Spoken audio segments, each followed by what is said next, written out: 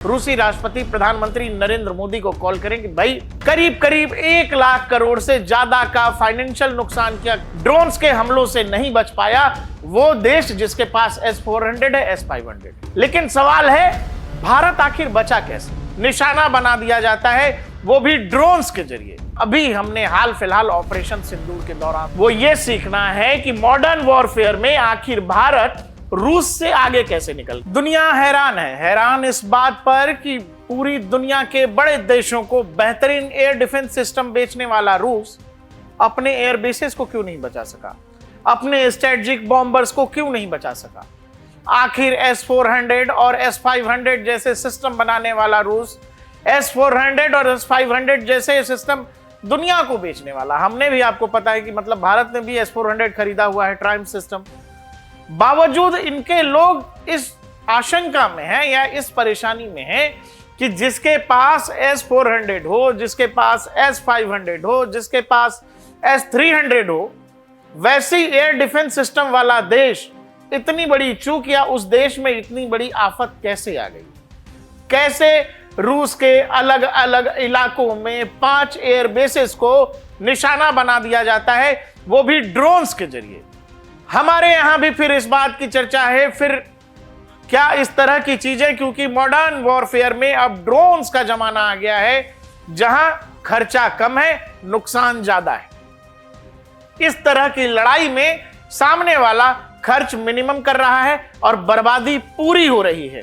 तो इस तरह के वॉरफेयर का क्या जवाब है भारत के पास? भारत के पास जवाब है, भारत के पास पुरजोर जवाब है। और यह जवाब अभी हमने हाल फिलहाल ऑपरेशन सिंदूर के दौरान दिया है। और रूस फिर लेकिन इसमें चूका कहां?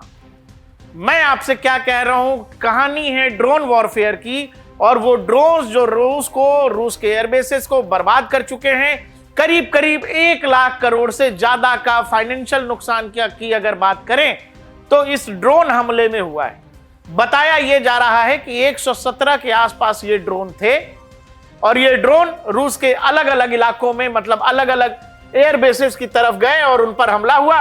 और उसके बाद रूसी फाइटर जेट्स, माफ करिएगा, रूसी बॉम्बर्स, इवन जो न्यूक्लियर बॉम्बर्स हैं, जो स्ट्रेटेजिकल बॉम्बर्स हैं, वो बॉम्बर्स तबाह हो गए। उन बॉम्बर्स के जो फ्यूल टैंक होता है उनसे जाकर वो सुसाइडल ड्रोन टकराया है और फिर वहां आग लगी है, विस्फोट हुआ है और पूरा का पूरा जेट तबाह हो गया है। अब भी मेरी सुई और आपकी भी शायद वहीं अटकी होगी कि भाई दुनिया को एयर डिफेंस बेच रहे हो, दुनिया को बता रहे हो कि S-400 जैसा कुछ है ही नहीं, कैसा भी दुश्मन होगा, कैसा भी हमला होगा, S-400 उसको देख लेगा। और बता रहे हो कि हम S-500 भी बना रहे हैं, लेकिन फिर खुद को क्यों नहीं बचा सके? रूस कहां मात खा गया? आखिर हम पर भी अभी हाल फिलहाल ड्रोन हमले हुए थे, हमारे आर्मी के बेसिस के ऊपर भी पाकिस्तान ने कश्मीर से लेकर पंजाब, राजस्थान और गुजरात तक के बेसिस को निशाना बनाने की कोशिश हुई थी ड्रोन हमलों के जरिए। और एक साथ हजारों की संख्या में उन ड्रोन्स को LOC से हमारी तरफ भेजा गया और बहुत ही मजबूती के साथ और एक तरह से फुल प्रूफ प्लान के साथ भारत की एयर डिफेंस यूनिट्स ने, हमारे एयरफोर्स ने, हमारी थल सेना ने उन सारे ड्रोन्स को न्यूट्रलाइज किया। तो आखिर ये सब हुआ कैसे?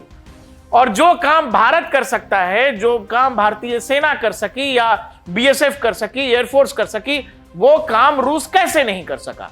हम इन सब चीजों पर बात करेंगे। पहले ये कहानी समझिए कि आखिर रूस के साथ हुआ क्या है।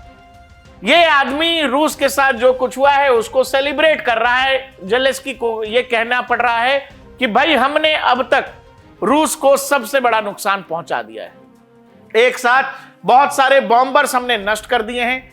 अमेरिका और डोनाल्ड ट्रंप की तरफ से अभी तक कुछ बोला नहीं जा रहा है, डोनाल्ड ट्रंप खुलकर कुछ बोल नहीं रहे हैं।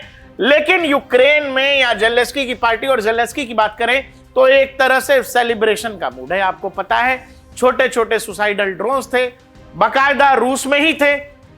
ऐसी भी खबर आ रही है कि इन ड्रोन्स का निर्माण भी रूस में ही हुआ और इनको बाकायदा भेजा भी रूस से ही गया, ये ऑपरेट भी रूस के अंदर से ही हुए और आसपास के इलाकों में बाकायदा ट्रक ले जाकर पार्क किए गए और फिर 5 एयर बेसेस को निशाना बनाया गया। मैंने आपसे कहा कि कई बार छोटे हथियारों से बड़ा नुकसान होता है।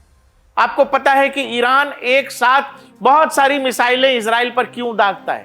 क्योंकि ईरान के मिसाइल की जो कीमत है उन मिसाइलों से 3 गुना, करीब करीब 5 गुना ज्यादा कीमत होती है इजराइल के एयर डिफेंस सिस्टम में यूज होने वाली मिसाइल्स की। मैं बात आयरन डोम की कर रहा हूं।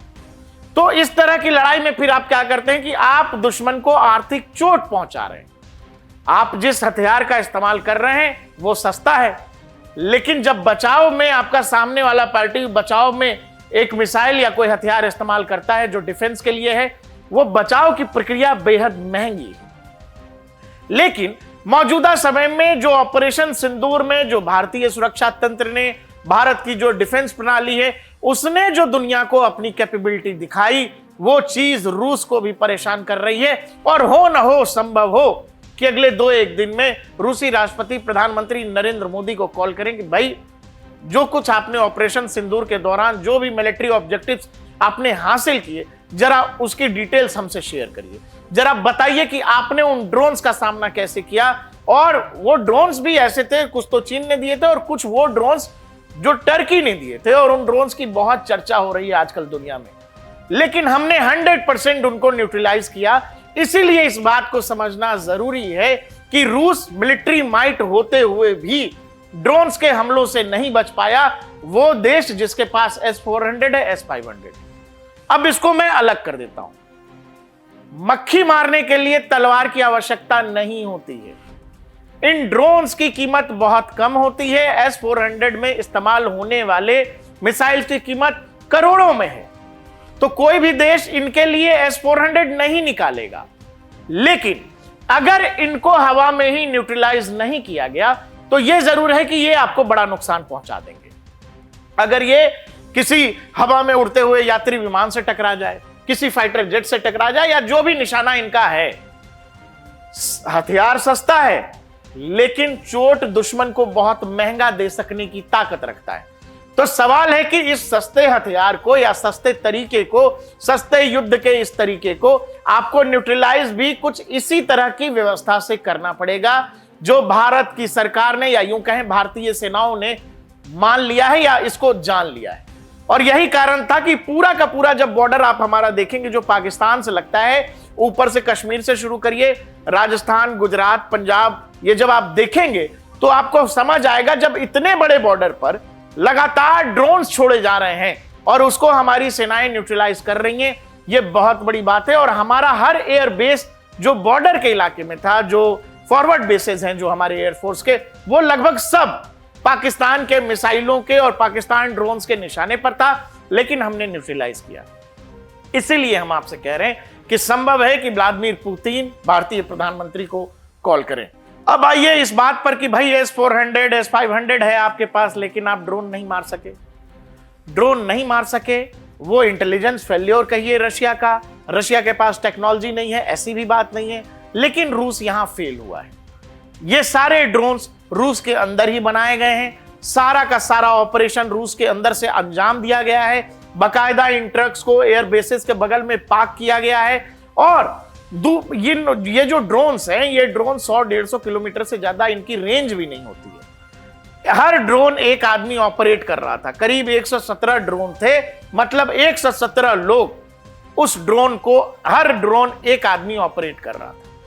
अब आइए कि भारत ने खुद को कैसे बचाया। भारत कैसे बचा जब पाकिस्तान ने लगातार हम पर ड्रोन्स, यही वो ड्रोन्स हैं जिनसे रशिया के ऊपर हमला हुआ उनके एयर बेसिस पर, और 5 बेसिस को निशाना बनाया गया अलग अलग में, और बहुत दूरी पर इन ड्रोन्स ने हमला किया। और मैं फिर कह रहा हूं कि इनका ऑपरेशन रूस के अंदर से ही अंजाम दिया गया। जो हमारे पुराने CDS थे वो कहा करते थे 0.5 फ्रंट, हर देश में वो 0.5 फ्रंट होता है, और वो 0.5 फ्रंट जो है अपने ही देश के खिलाफ इस तरह के कामों को अंजाम दिलाता है जहां आपका देश कमजोर होता है। लेकिन सवाल यह है कि जब रूस जैसा देश इतना बड़ा मिलिट्री माइट अपने ऊपर ड्रोन हमले को नहीं रोक सका, हमने अभी हाल फिलहाल में दुनिया को यह कैसे करके दिखाया। दुनिया दिखा रही है, दुनिया के अखबार छाप रहे हैं, दुनिया भर के सैटेलाइट इमेज आ रहे हैं कि भाई नूर खान का एयरबेस नहीं रहा, लाहौर में एयरबेस नहीं रहा, रावलपिंडी का एयरबेस कह लीजिए, या फिर केहानी हिल्स की जो बात हुई, इन तमाम कहानियों में क्या आपने देखा कि किसी वेबसाइट ने, किसी सैटेलाइट इमेज जारी करने वाली एजेंसी ने कहा हो कि जी ये भारत का एयरबेस है और यहां ये हुआ है? क्योंकि ऐसा कुछ हुआ ही नहीं तो ये कहानी आपको क्या लगता है कि नहीं सुनाई जाती कि भारत को कितना नुकसान हुआ है? फाइटर जेट का मलबा तक नहीं मिला है, बावजूद फाइटर जेट वाली कहानी मार्केट में है। तो आप इस बात को समझिएगा कि पाकिस्तान में शहर दर शहर पाकिस्तान के एयर बेसिस पर इतने बड़े बड़े गड्ढे हैं, इतना मिलिट्री इंफ्रास्ट्रक्चर को बर्बाद किया गया है कि वो छुपाए नहीं छुप रहा है। और यही कारण है कि सैटेलाइट इमेजेस हैं, हमारी तरफ कुछ नहीं हुआ है, हमने अच्छा डिफेंस किया है, और यही कारण है कि कुछ दिखाने को नहीं है। तो जो डिफेंस कैपेबिलिटी में हमने दुनिया को शो किया है, हमारी कैपेबिलिटी, हमारी जो क्षमता है एयर डिफेंस में, वो बड़ी बात है। क्योंकि मॉडर्न वॉरफेयर अब यही है। आपने देखा कि पाकिस्तान की तरफ से पहली बार कहा गया था पहले ही दिन कि भारतीय वायुसेना का कोई विमान पाकिस्तान की वायु सीमा में दाखिल ही नहीं हुआ, वो भारत में रहकर ही हम पर हमला कर रहे थे। और ये ऑफेंसिव कैपेबिलिटी जब आपके पास है तो आप ये समझिए कि आप दुश्मन को मैक्सिमम डैमेज करते हैं और खुद बचते हैं।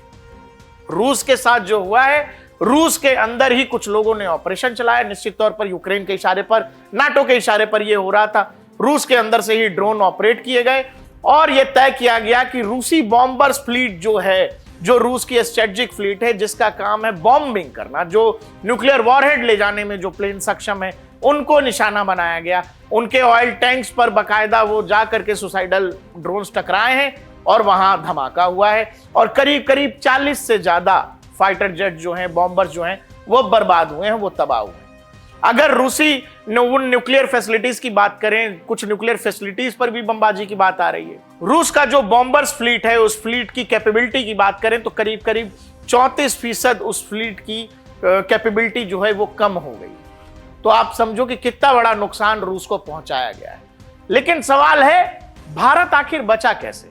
हर देश के पास डिफेंस इक्विपमेंट्स होते हैं, एयर डिफेंस यूनिट होती है।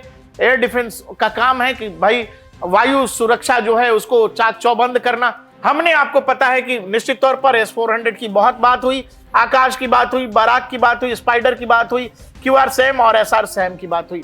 इसके अलावा कुछ चीजें होती हैं, मतलब इंटीग्रेशन, नेविगेशन और सैटेलाइट्स।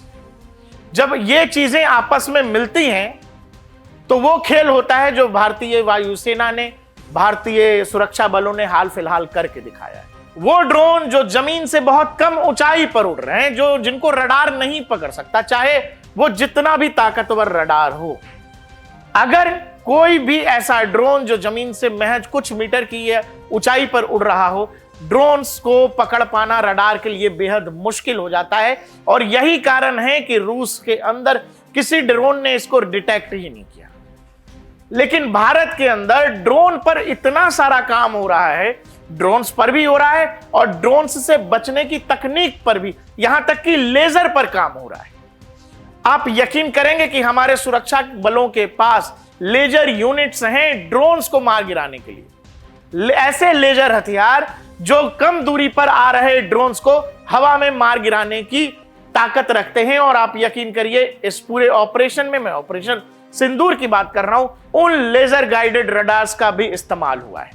और यही कारण है कि आपने कम दूरी पर, कम ऊंचाई पर उड़ रहे रडार्स को भी 100% डिटेक्ट किया है और उनको न्यूट्रलाइज किया है हवा में।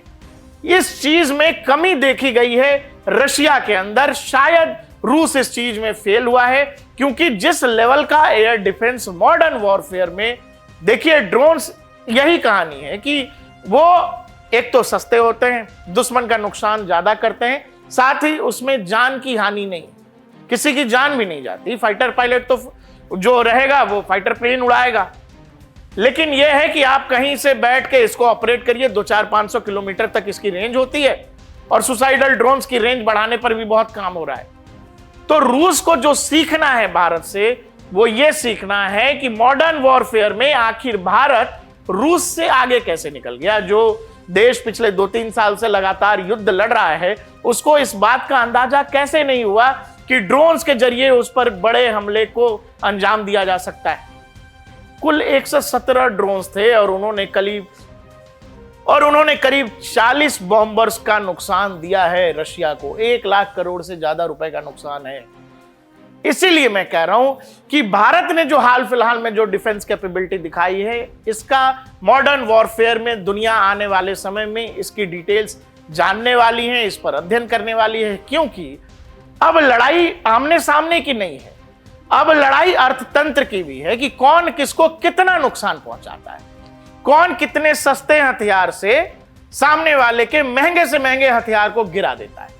और अब यही नैरेटिव की लड़ाई है जिसमें लोग जीतते और हारते दिखेंगे। आपको हमारा वीडियो कैसा लगा साथी में? आपको क्या लगता है कि जिस तरह की डिफेंस कैपेबिलिटी, एयर डिफेंस की मैं बात कर रहा हूं, भारत ने आखिर 100% के तहत किस तरह से सारे ड्रोन्स न्यूट्रलाइज किए और रूस से कहां चूक हुई है? आपको क्या लगता है हमें कमेंट सेक्शन में जरूर बताइएगा। देखते रहिए DNP इंडिया, हर खबर भरोसे के साथ।